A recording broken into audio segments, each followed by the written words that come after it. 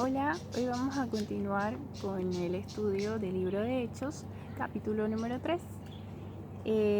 Vamos a continuar viendo que las cosas que suceden siguen siendo en Jerusalén, así como lo había dicho Jesús en el principio, que primero los cambios iban a darse en Jerusalén y luego iba a ir aumentando la magnitud del alcance hasta el último lugar de la tierra, hasta todas las naciones.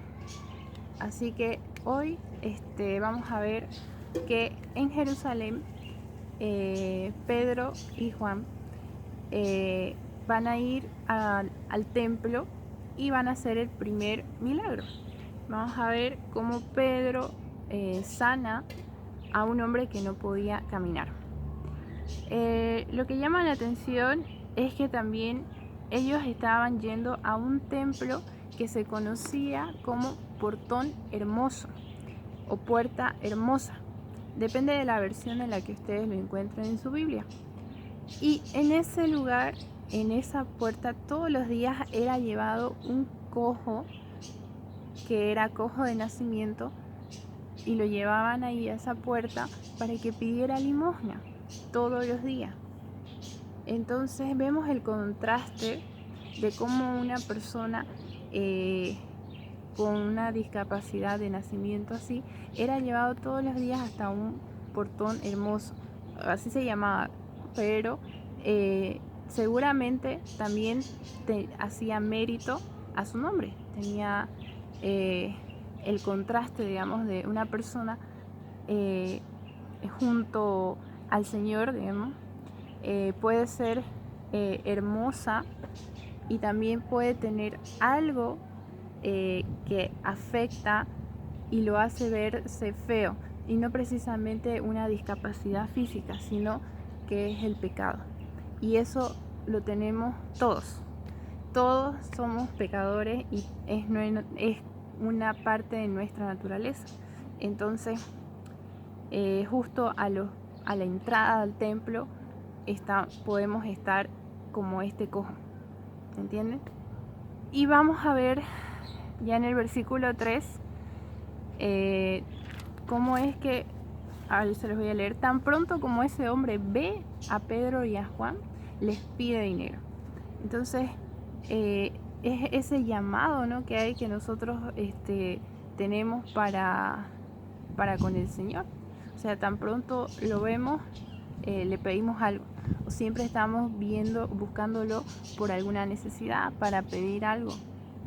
Y este es el caso de este cojo, que ve a Pedro y a Juan, que los ve porque van a entrar al templo, y entonces les pide dinero. Y Pedro les responde diciéndole: préstanos atención, míranos. O sea, es como que el Señor ha estado también llamándonos a nosotros a pedirle, diciéndonos: mírame, préstame atención, yo soy tu Padre. Constantemente nos llama, ha estado tocando nuestras puertas. Y ahí está el gran detalle que hizo la diferencia para que este cojo recibiera el milagro, que fue que él sí les prestó atención, él sí miró, él sí respondió, y los miró fijamente. Y Pedro le dice que no tiene dinero, pero él le dice que se levante, que camine, y vemos cómo es que este cojo entra saltando, se pone en pie con un salto y entra saltando al templo. Y eso también es otra cosa que llama la atención, porque vamos a ver que desde antes ya se había anunciado que el cojo saltaría, ¿no?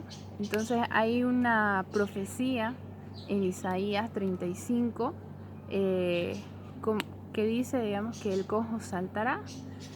Y aquí vemos de una forma física también, ¿no?, que el cojo saltó, pero este cojo, no se olvide que lo que está representando es a nuestra parte natural de pecador. Es decir, nos está representando a todos. Ahora también, en nuestro tiempo, hay muchas personas que hemos estado cojas y que siguen estando cojas en espíritu. Entonces, va a llegar el momento en que todos los cojos van a saltar, ¿no es cierto? Aquí vemos cómo ese cojo entró saltando y entró al templo glorificando al Señor por ese milagro. Si en aquel tiempo tal vez, vamos a ver más adelante, que y lo vemos hasta ahora, ¿no? Porque si en aquel tiempo hubieran sabido decidir, se hubieran dado cuenta de que realmente era Dios mostrando su poder, de que eran las profecías cumpliéndose, hubiera sido diferente la historia, pero no fue así. Entonces, en parte, nosotros también tenemos esa responsabilidad hoy de creer, de decidir creer el cumplimiento de las profecías que se están dando, que se han dado, y de los hechos que se dieron, como fue la muerte y la resurrección de Cristo, el punto más importante de la historia de la Biblia, ¿no es cierto?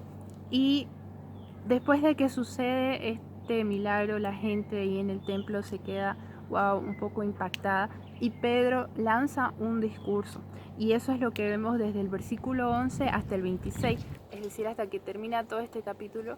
Vemos el sermón que hace Pedro, la reflexión que hace Pedro, y dentro de esos puntos importantes que hace Pedro está uno que Pedro explica que no es él, ni Juan, ni ninguno de los apóstoles, digamos, pero en este caso no es Pedro ni Juan, porque eran ellos dos, los que estaban realizando el poder de sanar, sino que era la fe que ellos tenían puesta en Jesús. Y esa misma fe era la que mostraba Jesús cuando estaba vivo, la fe que tenía en Dios, y para poder hacer los milagros que hizo Jesús. Y eso lo deja bien en claro Pedro en ese discurso, y también habla de que en cierta medida nos hace un llamado a nosotros, a ver si es que nosotros tenemos esa misma fe, porque esa es la responsabilidad que tenemos ahora nosotros, esa decisión de responder a esa pregunta, de que si nosotros también tenemos esa misma fe para creer que realmente era Dios, de que realmente es Dios, es Jesús quien está haciendo todos esos milagros. En aquel tiempo, esa pregunta o esa interrogante que estaba haciendo Pedro con esa explicación, con ese sermón que estaba dando, estaba dirigida para los sacerdotes que estaban ahí en ese templo y para toda la gente que estaba ahí viendo, presenciando ese milagro. Le estaba haciendo un llamado a su fe. Y luego también vemos a partir del versículo 19 que nos dice que nosotros debemos dejar de pecar y volver a Dios. Así se olvidará Dios de todo lo malo que ustedes han hecho. Les dará nuevas fuerzas y les enviará a Jesús, que es el Mesías que desde un principio Dios había decidido enviarles. Ya en el verso 26, al finalizar, vemos que Dios ha resucitado a Jesús, y lo primero que hizo fue enviarlo a ustedes para bendecirlos y para que dejen de hacer lo malo.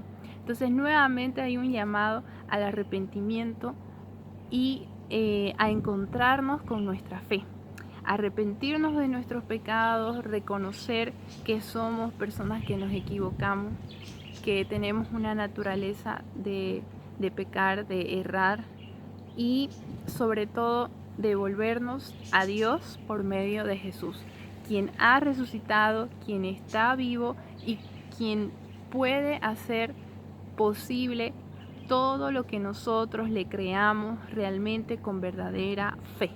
Todos los milagros pueden realizarse si es que la iglesia tiene fe.